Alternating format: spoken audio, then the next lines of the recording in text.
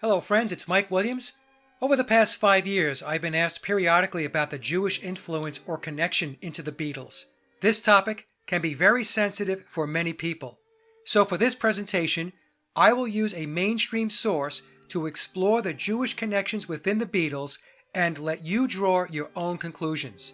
The article first appeared in the Jewish Star and was reposted by Orthodox Union, which is another Jewish website.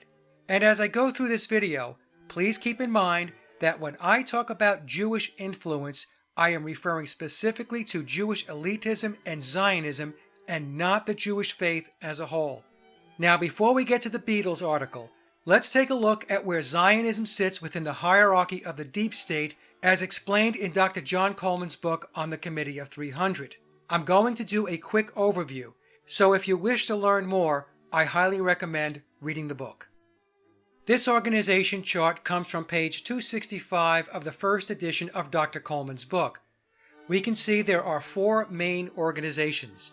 At the top, we have the committee itself. Below that, we have the Royal Institute for International Affairs, then Tavistock, and then the Club of Rome. We also see the many internationalist organizations which report into these major functions. But if we look at the top left of the slide, you will see an arrow pointing to political ideologies which I circled in red.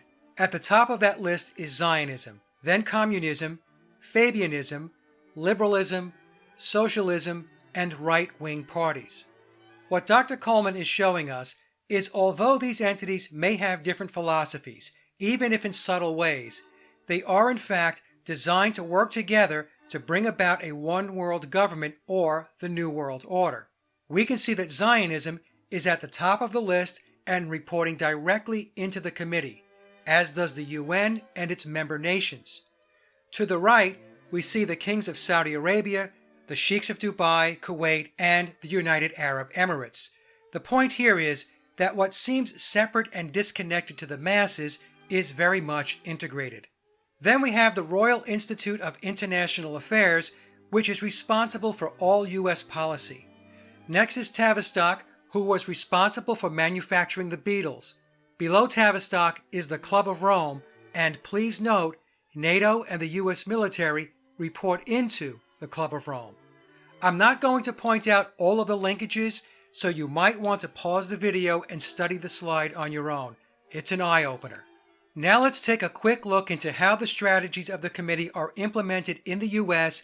and in all likelihood across the world. And then we will move to the article titled The Jewish Roots of Beatlemania.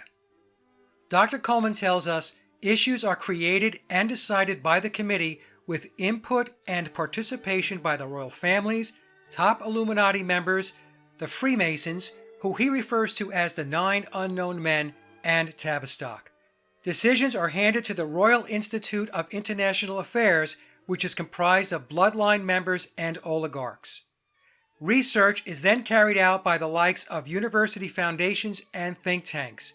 Please take a moment and note the names of these organizations on the slide.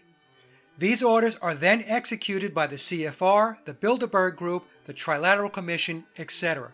Then the orders are covertly enforced by MI6, the CIA, the FBI, Mossad, and other intelligence and policing organizations. And then public opinion and perceptions are shaped through media councils, the news media, opinion polls, and so on. Through each of these steps, we can safely assume the Zionist faction is fully participating in the development and execution of the committee's strategy given where they reside on the org chart. And so with that background, let's now read the article, The Jewish Roots of Beatlemania.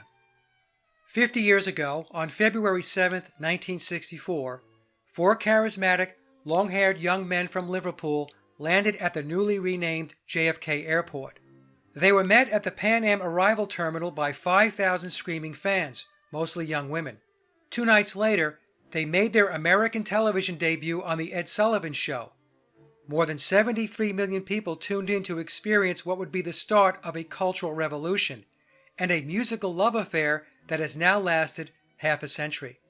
John, Paul, George, and Ringo, the Beatles, perhaps the most hyped entertainers in the history of popular culture. And remarkably, a group of four extraordinarily talented musicians who managed to exceed overwhelming expectations from the public buildup. The numbers are truly staggering. 20 Beatles songs have topped the US singles chart. 19 of their albums have hit the number one position. They are the best-selling recording artists of all time by a wide margin, with more than 600 million albums sold worldwide. No, the Beatles were not Jewish. We can lay claim to Steven Spielberg, Barbra Streisand, Albert Einstein, Bob Dylan, and Sandy Koufax. But the Fab Four? Ringo Starr had a Jewish stepfather, Harry Graves. His mother, Elsie Gleaves Starkey, was once rumored to be of Jewish ancestry, though nothing definitive has ever been proven. That's about as close as we get to a, quote, Jewish Beatle. But as for their supporting cast, well, let's just say that if it weren't for an assortment of businessmen, promoters, lawyers, visionaries, and a trio of spouses, the Beatles almost certainly would not be remembered as the lasting phenomenon they remain today. Brian Epstein was born in Liverpool on Yom Kippur Day in 1934. The son of Malka and Harry Epstein, he was raised in an Orthodox Yiddish-speaking household. In November 1961, Epstein, quote, discovered the Beatles at the famed Cavern Club in Liverpool. They were raw and unpolished, but Epstein recognized their immense potential. 2 months later, he became the band's manager. He encouraged them to amend their stage attire from leather jackets and blue jeans to suits and ties. In short order, he secured the band's first recording contract, then managed their careers into unparalleled superstardom until his untimely death at age 32 in August 1967. Epstein's music management company, NEMS, was comprised almost entirely of Jewish businessmen. Dave Jacobs was Epstein's top lawyer and the man who negotiated the deal that put the Beatles' likeness on merchandise ranging from t-shirts and dolls to chewing gum and bubble bath. It was this unprecedented merchandising that enabled the Beatles to transcend mere music and traditional fandom. The exposure alone from these countless licensed products far outweighed the millions of dollars in revenue earned from worldwide sales. Pivotal in the launch of the Beatles' popularity were a pair of New York radio personalities, Murray the K, Kaufman, and Cousin Brucey, Bruce Morrow. Both were front and center during the band's New York arrival in 1964. Kaufman began his career in the Catskills organizing comedy shows along the Borscht Belt. By the time the Beatles arrived in New York, Murray the K was New York's most beloved AM radio personality on WINS. He found a way to sneak into the Plaza Hotel after the Beatles' arrival and get the first in-person interview with the band in America. This would be the start of a mutually beneficial relationship in which Kaufman proclaimed himself the fifth Beatle. Cousin Brucey, born Bruce Meyrowitz, is perhaps New York's most legendary radio personality of all. Back in 1964, Bruce was the star DJ on WABC Radio, which he playfully dubbed, quote, WA Beatles C at the height of Beatlemania. The Cuz got to interview the Fab Four at the Warwick Hotel in New York in 1965 and later introduced them on the stage at Shea Stadium before their historic concert that summer. Through the years, he became the Beatles' quote, to-go radio personality. Prior to 1965, no musical performer had attempted to play a concert at an outdoor sports stadium, but New York impresario Sid Bernstein harnessed the Beatles' immense popularity by organizing the band's landmark concert at Shea Stadium. Bernstein, who was born to Yiddish-speaking Orthodox parents in Harlem, first learned of the Beatles from reading imported British newspapers long before they were known in America. He initially booked them to play at Carnegie Hall in 1964. The spectacular success led him to fill 55,000 seats with screaming Beatles fans at the home of the New York Mets. Bernstein passed away in August of 2013 at the age of 95. Many of the Beatles' most iconic publicity photographs were snapped by Slovakian Jewish photographer Dezo Hoffman. Hoffman, who first met the group in Liverpool in 1962, was also the man to capture the first color footage of the legendary Mop Tops. He would remain their, quote, official photographer through 1967. Richard Lester was the visionary director charged with the task of bringing the Beatles' first motion picture, A Hard Day's Night, to the big screen. Born to traditional parents in Philadelphia, Lester would later go on to direct the band in their second movie, Help. The producers of these iconic films were Walter Shenson and Bud Orenstein, both Jewish. The pair of films were huge box office successes. Critic Roger Ebert called A Hard Day's Night one of the great life-affirming landmarks of the movies. In 1967, Paul McCartney met American photographer Linda Eastman at a party in London.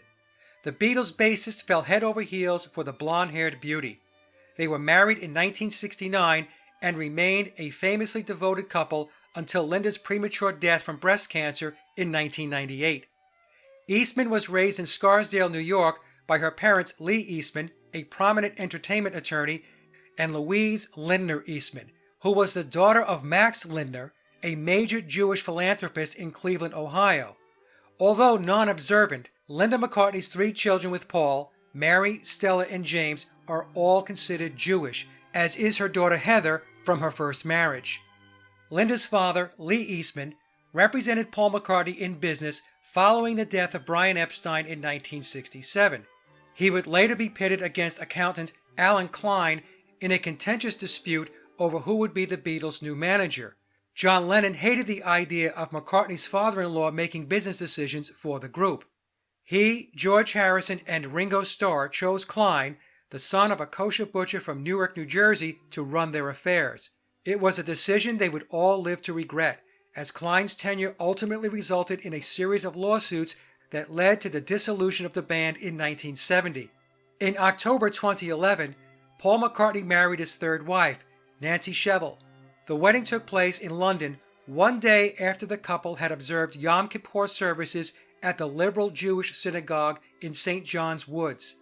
Shevell was raised in Edison, New Jersey by her Jewish parents, Myron and Arlene Shevell, who own a trucking freight company. Shevell's first marriage was to attorney and political candidate Bruce Blakeman, also Jewish. As for the remotely, potentially Jewish Beatle Ringo Starr, he met his second wife, Barbara Bach, born Barbara Goldbach in Jackson Heights, on the set of their movie Caveman in 1980. The one-time James Bond girl has been married to the Beatles drummer since 1981. Oh, and in one of the more humorous Jewish Beatle connections, there is the business relationship between Starr and his longtime concert promoter, David Fishoff. From 1989 until 2003, Fishoff organized the concert tours for Ringo Starr and his all-star band. In an article from the Jewish Telegraph in 2010, the observant Fishoff recalled how every Friday afternoon, Ringo would call him before sundown to wish him a good Shabbat, even if he isn't one of ours. Clearly, Ringo has learned the lingo and has grown up to be quite the mensch. Blessed with GD-given talent, the Beatles have managed to remain relevant a half-century after touching down in New York. It's been a remarkable run. Even with the untimely passing of 2 of its members, the Beatles' music continues to inspire new generations. However, had it not been for a remarkable cast of supporting Jewish talent, one wonders if they would have ever reached America back in 1964, let alone conquer it. That's the article, and the link is in the description box below. There is some very interesting wording throughout the article talking about the start of a cultural revolution, the Beatles being the most hyped entertainers in the history of popular culture, and stating that if it weren't for an assortment of Jewish businessmen, promoters, lawyers, visionaries, and a trio of spouses, the Beatles almost certainly would not be remembered as the lasting phenomenon they remain today. And then solidifying that position by ending with, if it had not been for a remarkable cast of supporting Jewish talent, one wonders if they would have ever reached America back in 1964, let alone conquer it. Is it all coincidence, or was there a strategy behind the rise of the Beatles in support of a cultural revolution? I'll let you decide. Thanks for listening.